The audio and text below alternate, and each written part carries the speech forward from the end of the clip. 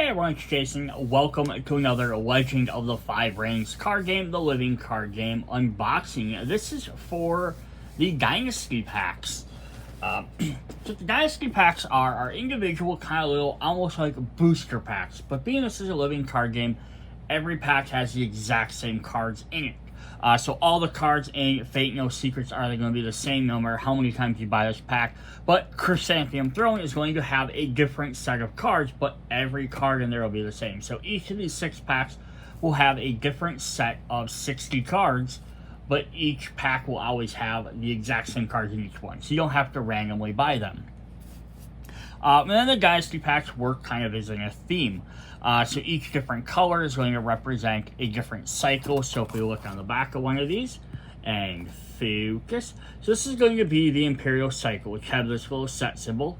So like this pack contains cards 80 through 81. So each one contains 3 copies of each of 20 different cards.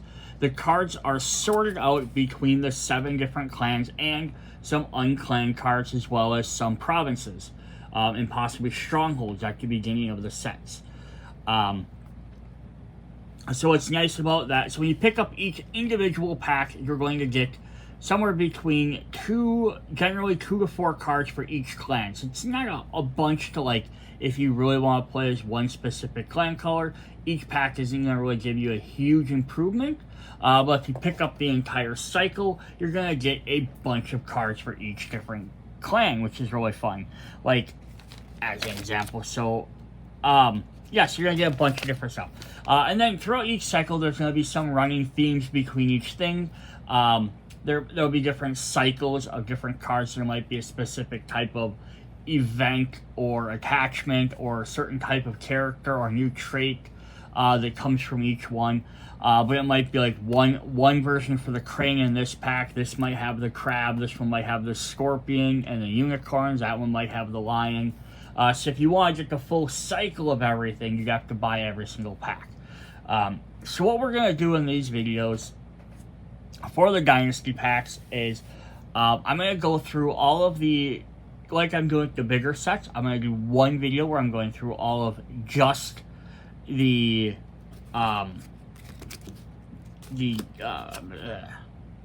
Dynasty cards. Not the Dynasty cards. What are they called? Yeah, the Dynasty. Brain losing. Yeah, the Dynasty cards. And I'll do a part 2 video where I go through all the conflict cards. But I'm going to go through all the packs combined as one. So instead of doing single pack, I'm going to go through all of the conflict cards for all 6 packs. And then we go on all the conflict cards for all of them, but doing them in clan order. So we're not looking at one card at a time, like 1 or 2 cards, and then having to wait till the next pack to see what the next 2. We're gonna go through like all the Dynasty cards. We'll have all the crab cards, and then we'll go through all them. So it'll feel more like a big full, if you bought this as a big box set all together. If you'd like to see what is individually in each pack, I will have a link in the description, and we'll be doing what I'm going to call a speed pack, where I'm just going to show this one, show exactly what cards are in there, read off the names, then go to the next one, do that, and I'm not going to be reading all the descriptions. This is a video where I'll be going through all the description of everything. So definitely check out those in the links if you'd like to just see quickly what's in each pack, in case you would like to pick up one here or there, just pick up specific cards. Alright, so without further ado, let's hop into these. Alright, so we're going to be taking a look at the Imperial. So this is video part 2. We're going to look at the conflict side of the Imperial packs. Of course, we're looking for our expansion symbol there. So if you didn't check out part 1, we went through all of the Dynasty cards. Now we're going to go through all of the Imperial stuff, but we'll go by each one in clan. So let's go ahead and hop into this. So of course, our conflict are here. I just dropped this entire pack. Alright, so our numbers down here are going to start at like 31, because this is going to be the first conflict from pack 1, and then eventually jump up to like 40 something. That'll be from pack 2 and so on. But we wanted to put all the same stuff together so we can see like all of this entire cycle, what all of the crab cards look like, all the crane all the dragon. Instead of doing 2 cards here, then doing another, open up another, like booster pack here, and then be like, oh, what's in this one? That's in this one. And then you have all the clan cards so separated apart, it was hard to tell like what they all kind of work together. Alright, so we're going to go ahead and hop into this. So like I said in the first video, if you didn't check that out, is there's going to be a bunch of really cool stuff in here with cycles, where you're going to see the same type of theming through the other one. The one we've kind of already seen was we had Magistrates, which had abilities that shut down certain skills on various characters with different abilities. We've also seen lots of stuff highlighting Imperial things, and then the other thing we're gonna see, we're gonna have another cool cycle we're gonna see in here, and then which is also gonna tie into another cycle we're seeing, which has to do with keywords. So each clan is kind of getting its own sort of more signature keyword that it tends to focus on, or different role each character would take.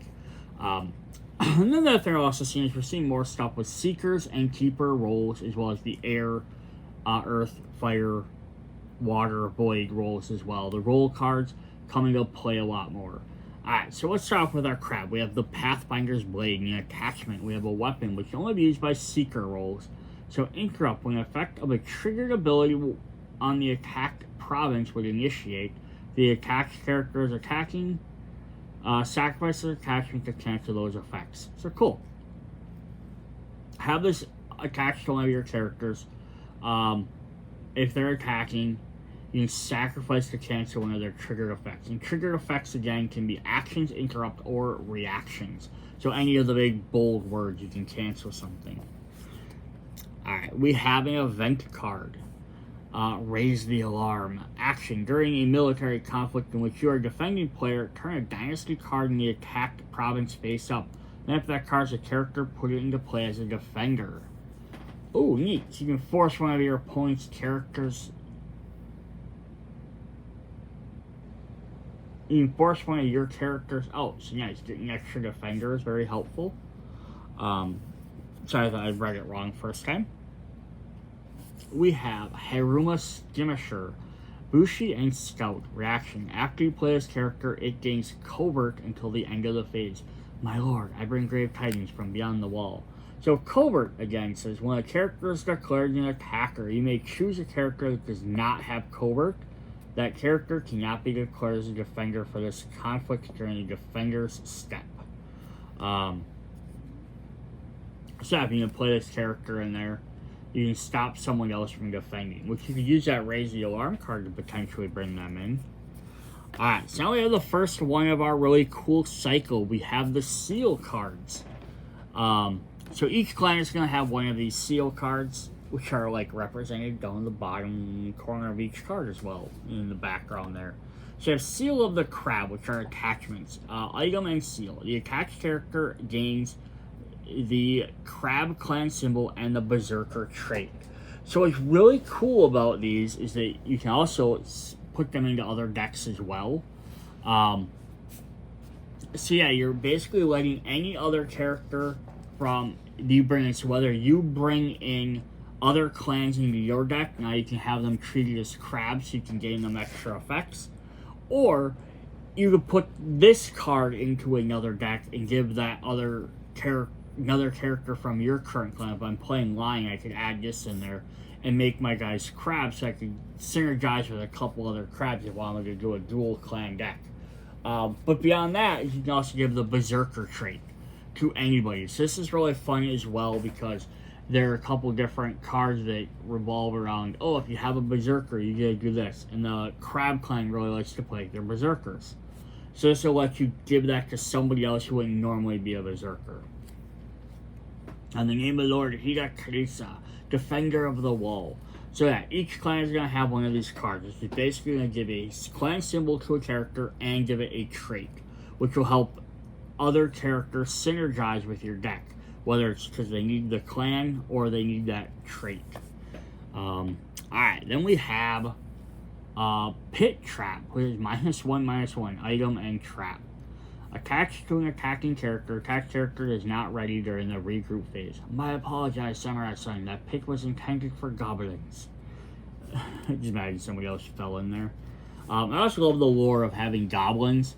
So it's not just all these samurais and bushidos and stuff. They have actually like some monsters and stuff in the world is really cool too. And our last crab card is the Fair Accord. Action. During the Dynasty phase, discard the Imperial Favor to gain 2 fate. This is another cool cycle we have in this set, using the Imperial Favor as a resource. Either if your characters have it, you gain a bonus. If they don't have it, you can gain a bonus in lots of them, or a bunch of cards. If you spend it, you gain an ability. So I like the idea of, oh, you want it, but you can get rid of it to gain a quick boost. As long as there's like, I want to make a deal, even the most painful negotiation will eventually pay off. Yasuka Taka, the wily trader. Cool. Alright, then we're going to hop into our crane cards. We're going to start with the Seal of the Crane right away. Item seal, attached character gains the crane symbol and the duelist trait. So again, we're going to lots of cards affect if you have a duelist or not. So it'll be very helpful. In the name of her elegance, Lady Dojo Hataru, trusted left hand of the Empire, beautiful mistress of the arts, skillful daimyo of the Doji, and the indomitable champion of the Crane clan. Alright, then we have Disdainful Remark. Ooh, she is offended. Keep her role only. Action. During a conflict, if you control participating courtier character until the end of the conflict, the attacked province gets plus X strength. X is equal to the number of cards in your opponent's hand. Nice. So you can gain bonus if your opponent has a lot of cards.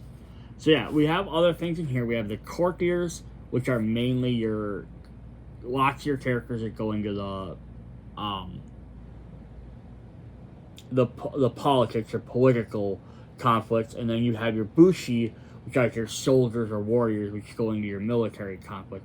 So those two are pretty much general on the rest of them, but we have stuff like the berserker and the duelist, which for the most part are kind of in that one clan. Not to say they can't be in another one, but they're a lot rarer.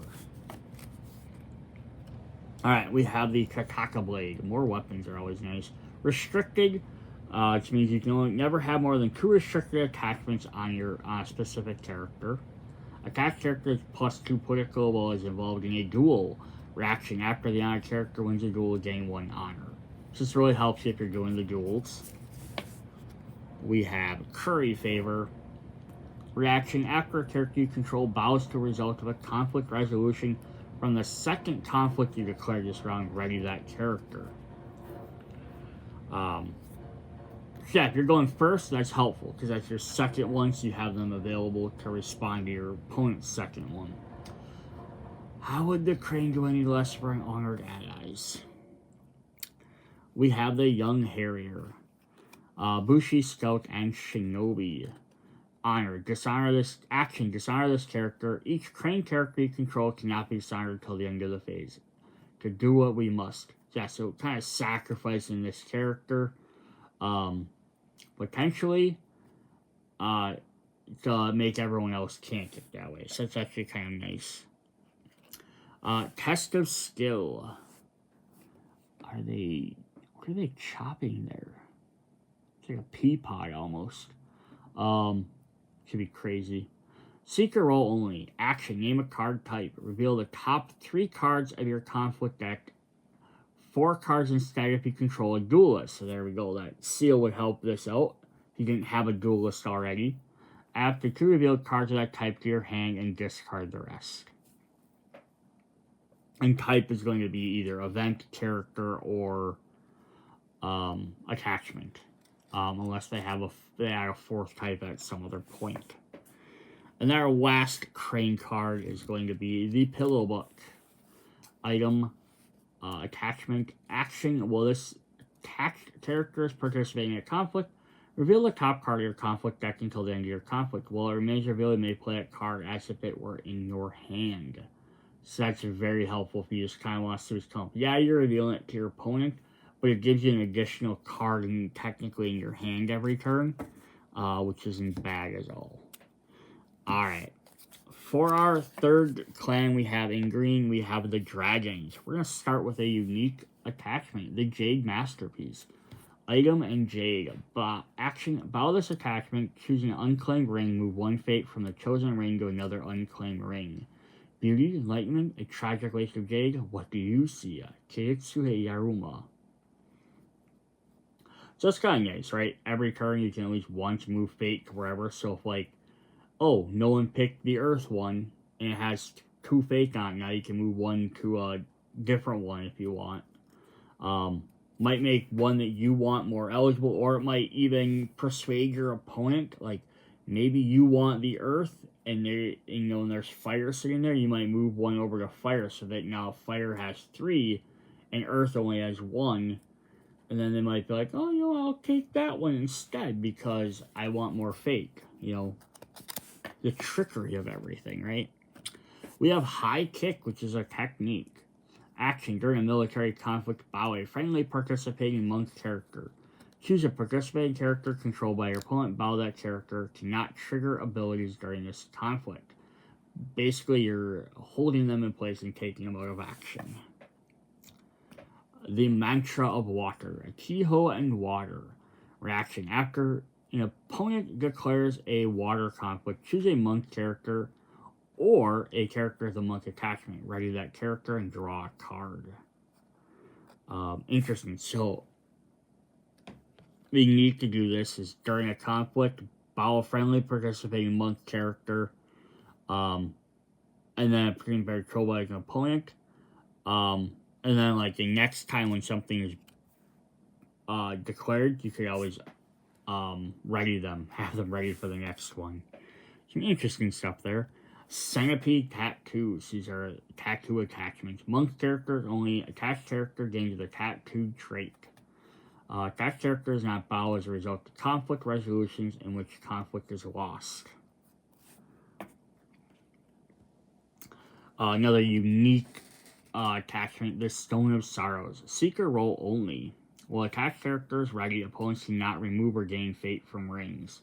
There's no sorrow greater than wisdom. So these guys are really controlling, like, who's ready, who's not, where fate is moving, so kind of cool. We have their seal, the Seal of the Dragon.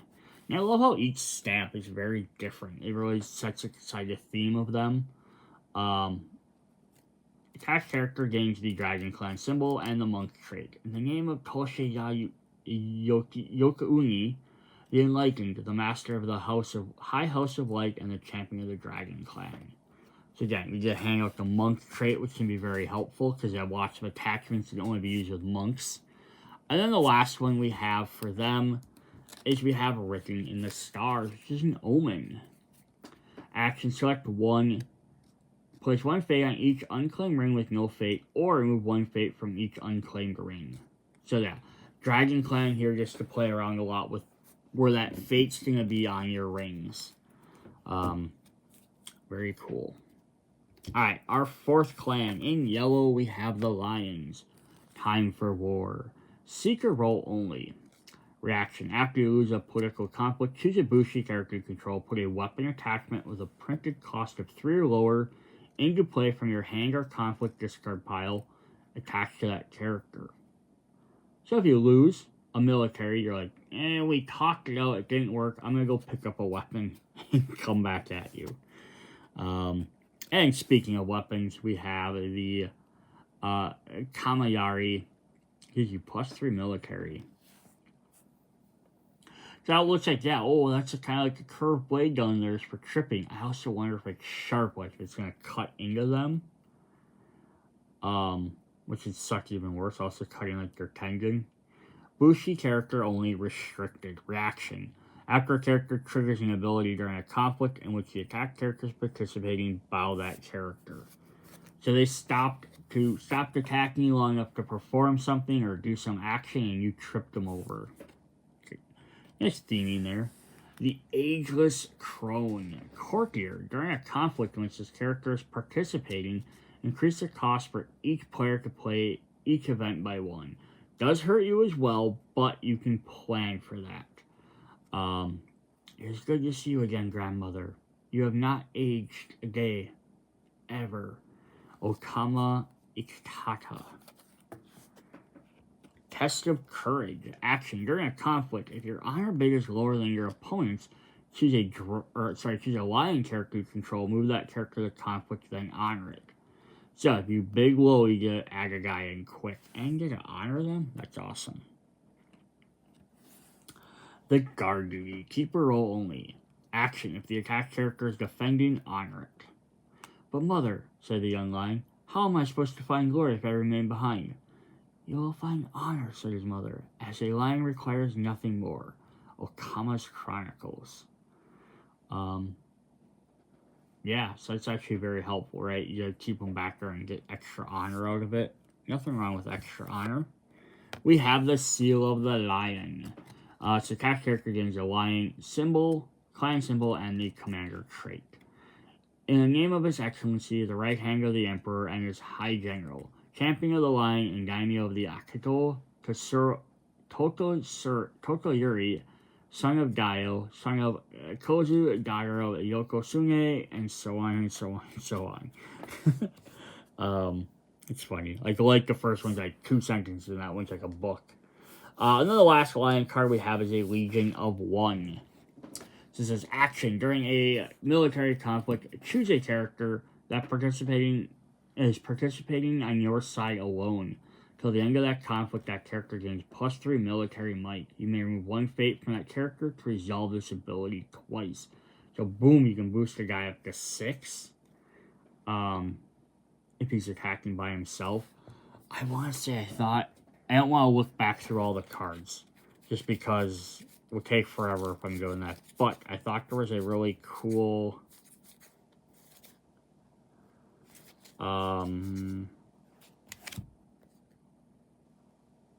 Yeah. So imagine teaming that up with this guy. It says, well, this character is attacking, gets +5 until the end of the conflict, but it can't be broken. If you not control a commander, discard this character. So you could play the seal to give a commander. It says this one, choose a character to participate at your side alone. For the end of conflict, it's +3. So all of a sudden, you could give him 5. +3, which is 8, 9, 10. And you could potentially double that to 13. By removing a fate from him. You can't break the province, but if you have 13, it's guaranteed you're going to win that time. Like, maybe you just really need to win a match. So that'd be kind of funny to do. Alright, that is what we have for our Lions. Alright, let's jump into our 5th clan. We have, in orange, we have the Phoenix, who has Embrace the Void. Spell and Void. Control only if you control a Shenginja character. Interrupt when 1 or more fate would be removed from an attack character. Instead, move that fate to your pool. Ooh, that is definitely fun. Shrine Maiden, which is a monk. So it's like, here's one example there. We've had monks that are in green. Good monks in other colors, they're just not as often. Reaction. After this character enters play, reveal the top 3 cards of your conflict deck. Add each spell and keyhole card revealed by this ability to your hand and discard the rest. I think this orange and green would work really well together. Harmonize. Keeper role only. Action. During a conflict in which you are the defending player, choose a defending character and an attacking character with equal or lower printed cost. Move each character home. That's removing guys from combat. Bent Ends Touch. Or is it Bent Ends? Instead of Bent Ends. Spell and Air. Action. During a conflict by a friendly Phoenix Shugenja character. Choose a participating character you control. Honor that character. Blessed Benten, Lady of Love and Beauty, shine your radiance upon me. Let my hands work your beauty in all the mortal realm, and my words spread your graces to all. Hey, getting away honor a character is pretty nice. We have the Seal of the Phoenix, which gains the Phoenix clan symbol and the Scholar trait. In the name of Lord Shiba Tsunuke, Solo Shiba, Protector of the Council, Keeper of the Tao, daimyo of the Shiba, and Champion of the Phoenix clan. And our last Phoenix card is going to be Consumed by 5 Fires. They're taking out that Ogre or Oni. Spell and Fire. Seeker role only. If you control a Shujinja character, move up to 5 fate from among characters an opponent controls. By these spiders be cleansed. That's nice because you remove 5 from one character or 1 from 5 characters. I mean, it's definitely expensive, but it's also like you're like it's 5 to cost, but you also have to be the seeker role, which obviously is deck building at the beginning. Not a huge thing you have to play around, but it is something that's going to control whether you can use it or not. And then you have to have a Shinjinja character. So it's not like you can just drop this at any time. There's some restrictions. Alright, let's head into clan number 6. In red, we have a Redis Crimson Brown. We have the Scorpions. We have Meek Informant. A peasant and a shinobi. Reaction: after you play this character, look at an opponent's hand. Samurai seldom notice peasants. Peasants always notice samurai. Does not do any military stuff. But it, this is one of the, I'm always on the fence about looking at your opponent's hand stuff. It's like, unless I have some way of manipulating it, to some extent, do I really care what's in my opponent's hand? Because if I can't counter it or make them discard, is there much I can do about it? The only thing I can know is if, because Magic the Gathering, for example, you might have to worry if someone has a counter spell or something. So that's helpful to know. Oh, they have a way to counter my character if I can't play them, like interrupts and stuff. And the same idea could be something like, potentially like Yu-Gi-Oh. Knowing if they're going to have a trap in your card. Again, a reaction card.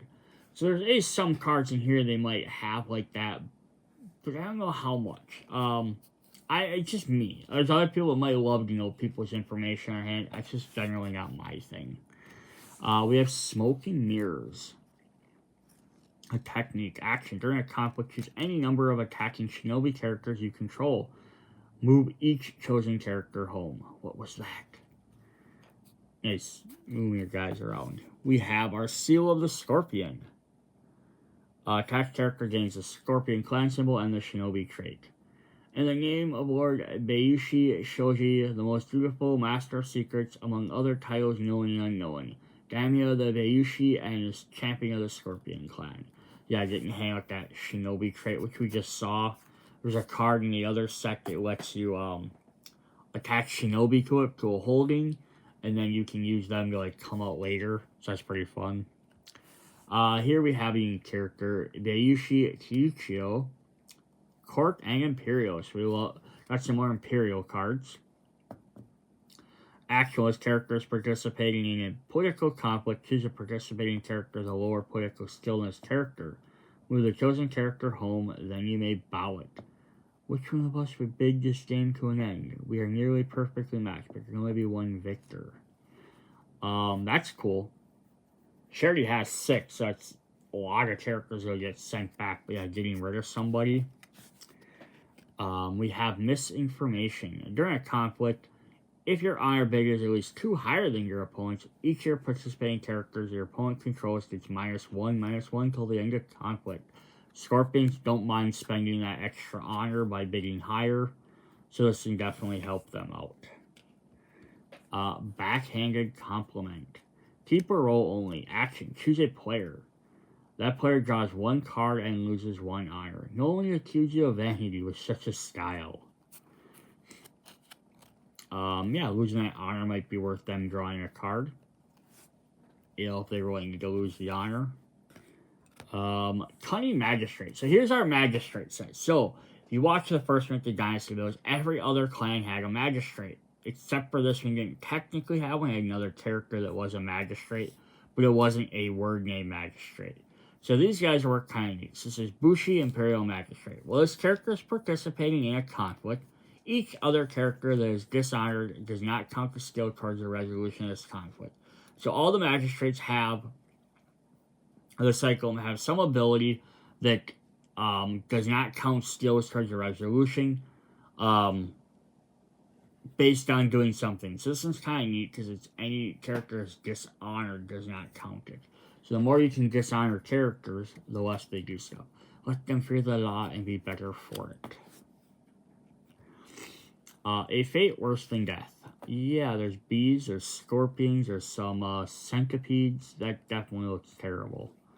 Action. During a conflict, choose a participating character. Bow that character, move it home. Dishonor it and remove one fate from it. Until the end of the phase, treat its printed text box as if it were blank except for traits. That's just a mean card. They get bowed, they get moved home, so they're out of a conflict. They're dishonored, so they're going to lose stats anyhow. Remove fate, so if they're down to 0 fate, that dishonor stat means they almost might lose honor if they get removed. And then they have no abilities, so they can't even then do something. Reaction or interrupt or anything on the back. So that's pretty crazy. And then the last Scorpion card we have is the Oni Mask. Secret role only. Attached to a character you control. Action. During a conflict, remove one fate from attached character. Choose a participating character. Treat the text box as a printed text box or blank until the end of the conflict. So sacrifice your guy to make someone else's text box blank, which shuts down abilities, especially good for active abilities. Alright, our 7th and final clan is the Unicorn in Purple. So we have the Shinjo Saddle. Item, cavalry character only. Action, choose a cavalry character you control, attach this card to that character. So this basically is going to give a +1 to a cavalry character, just pops in. Among the Unicorn, one inherits more than just a die to show. So if you just really quickly need to give your guy an extra 1, throw it on there. But you can move this around as much as you need to. Chasing the Sun. Secret role only. A quest. Action. During the conflict in which you are the attacking player, move the contested ring to another eligible province and reveal it. If able, the province is now the attacked province. Ooh, that's helpful. Because you could have one that has maybe a higher holding, which would be harder to take out, or has a special ability that triggers. Very nice. Gauging Customs. It's bowing, and then the white lady is trying to shake hands. Action. If you control a unicorn card, choose a non-unicorn card rated the chosen character. They stood, unmoving, each unsure how to proceed. So that's kind of a helpful card for if you're using other clans or non-clan cards. That's some crazy art there. Ride them down. Action. During a conflict, discard the Imperial favor, using it as a resource. I love it. Set the base strength of the attacked province to 1. We'll bring the war to the line. Yeah. Getting to take them out. Now, it doesn't help if they have a high holding, but back to some of them, provinces have like 4 or 5. Dropping it to 1 can make a huge difference. The Seal of the Unicorn. Item seal attached. Character gains the Unicorn clan symbol and the cavalry trait.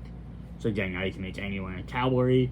In the name of the Shinjo Atalasari Sonari, Seeker of the Sighting Sun, Khan of the Khans, Mistress of the 5 Wings, Daimyo to the Shinjo, and Champion of the Unicorn Clan. And our last Unicorn card is Talisman of the Sun. This is a unique one. Item and Meshigago. Keep a role only. During a conflict in which you are defending player, bow this attachment. Move the contested ring to another eligible province and reveal if able. That province is now the attacked province.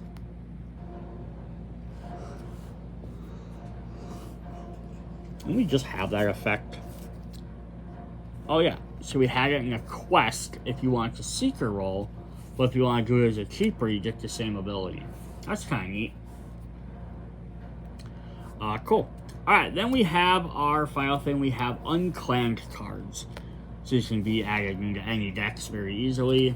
So we have Goblin Sneak. This is also fun. This is introducing a new, not quite clan, but a new area, which are the Shadowlands.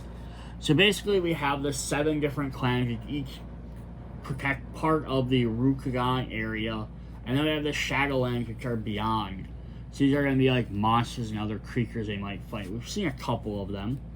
But yes, we have a Goblin. And there is a big box set which adds these guys to fighting as well. So these are kind of cool.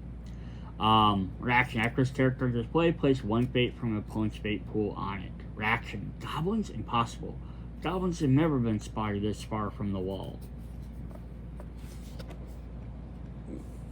We have Finger of Jade. Item in Jade. Attached to a character you control. Interrupt. When the effects of a card ability that target attached character will initiate, sacrifice this attachment, cancel those effects.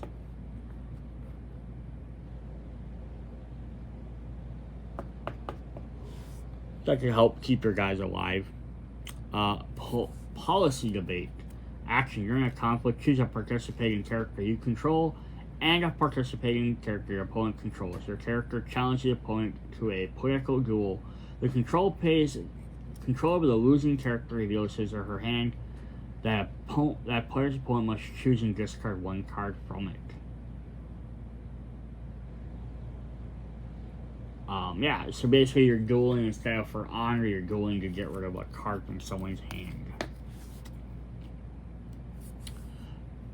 Tattered Missive. This is an item attached to a courtier character you control. Action.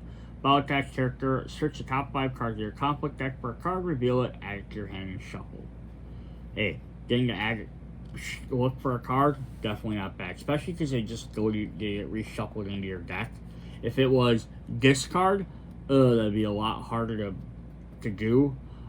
If it was put at the bottom of your deck, it would suck. But the fact it only costs 1 isn't bad either. We have Censure.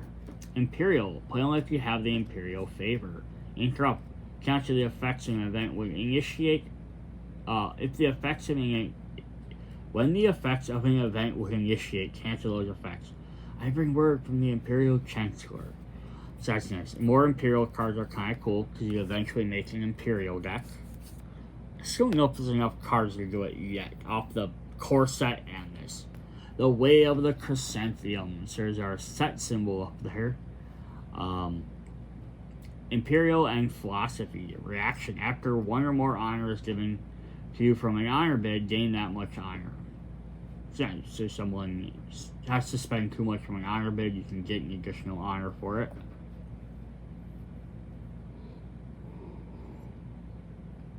The max 1 per round means the ability is 1 per round, not the amount of honor you can gain. The latest sun's brilliance illuminates the land. So too does her chosen sun radiate peace and prosperity to all Rokugan. Wandering Hostilities. We didn't get a lot of characters in here so far. Waning Hostilities. Reaction. After the conflict phase begins, each player has only one opportunity to clear a conflict phase this phase. So that's kind of neat. So you do your conflict or you don't get to do anything. Knowing your advantage does you no good if your enemy is able to keep you from employing them.